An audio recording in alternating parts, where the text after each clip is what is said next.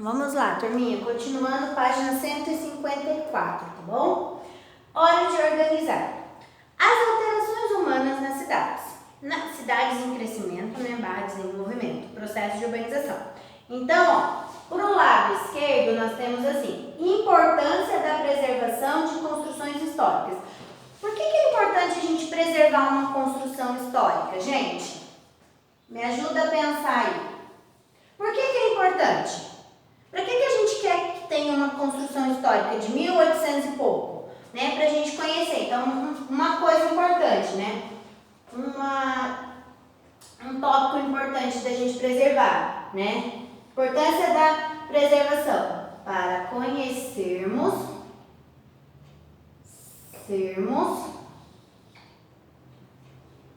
a história. Então, né, gente, se a gente tem lá uma construção de muito tempo atrás, a gente vai ver um pouquinho de como era naquela época, né? Como que eram os objetos, né? Como que eram as igrejas. Então, a gente conhece um pouquinho, né, ó, para conhecermos a história, né? Vocês, o que vocês acham? Coloca mais alguma coisa aqui, tá? E do lado direito, tá assim, aspectos negativos de não preservação do patrimônio histórico. Se a gente não preservar, o que pode acontecer? Se a gente destruir tudo que tem do passado, né? A gente não vai saber como era no passado, né? Então vamos colocar aqui, ó. Não vamos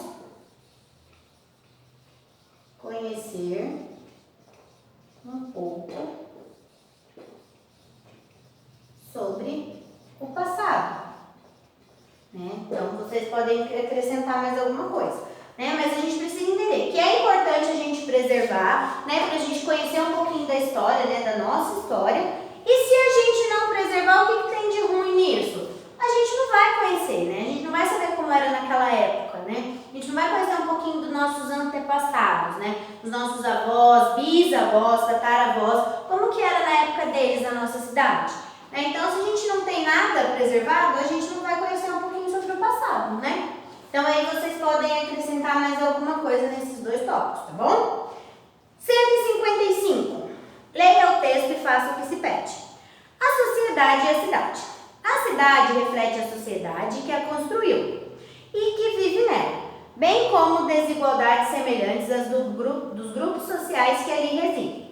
Há bairros onde o saneamento básico é completo e outros onde o esgoto corre pelo meio das ruas. Assim como existem grupos sociais cujo padrão de vida é alto, enquanto outros lutam para garantir suas necessidades básicas. A organização do espaço urbano reflete as diferenças sociais.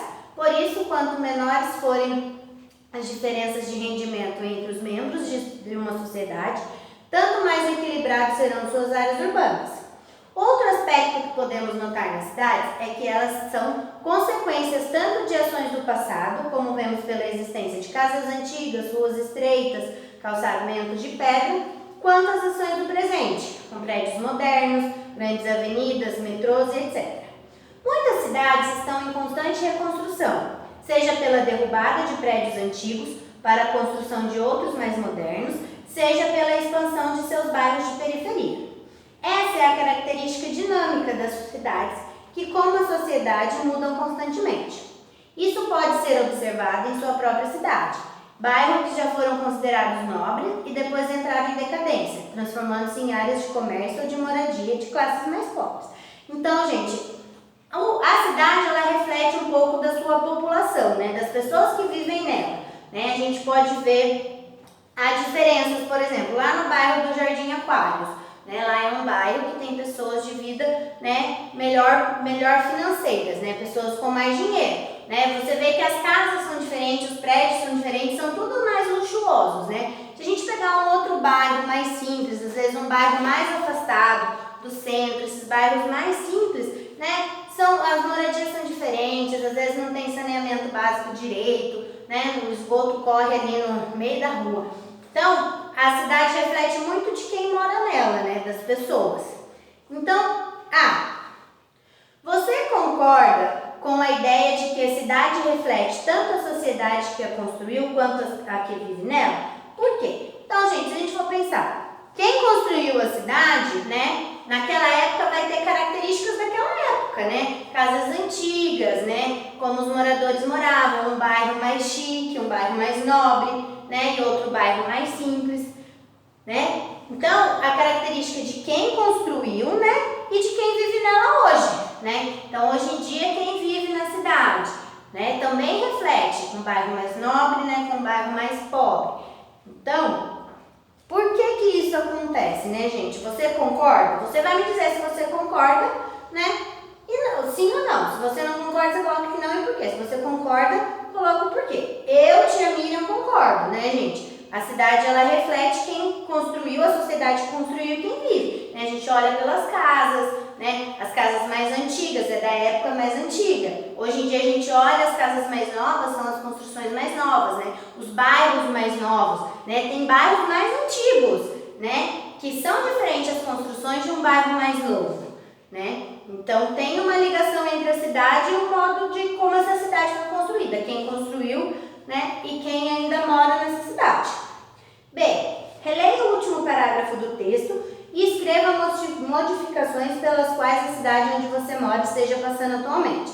Então, o último parágrafo. Muitas cidades estão em constante reconstrução, seja pela derrubada de prédios antigos para a construção de outros mais modernos, seja pela expansão de seus bairros de periferia. Essa é a característica dinâmica das cidades, que como a sociedade mudam constantemente. Isso pode ser observado em sua própria cidade. Bairros que já foram considerados nobres e depois entraram em decadência, transformando-se em áreas de comércio e de moradia de classes mais pobres. Então, ó, a B fala assim, releia o último parágrafo que eu acabei de reler e escreva as modificações pela sua cidade está passando atualmente. Gente, né, aí a gente pode notar uma grande modificação que foi feita, né, lá no Jardim Aquário, lá perto do Colinas, né, a ponte estaiada, né, gente? Essa é uma construção nova agora, né, e que mudou lá, né? Quem já passou por lá, eu não fui ainda, mas disse que tá muito bonito, tá diferente. Fizeram uma construção enorme de uma ponte, né? Então aqui a gente pode colocar ponte estaiada. Deixa eu arrumar aqui. Ponte estaiada, né? Lá no Jardim Aquário. Outra que fizeram aqui perto, que é pertinho da gente, a Via Cambuí, né, gente? Via Cambuí.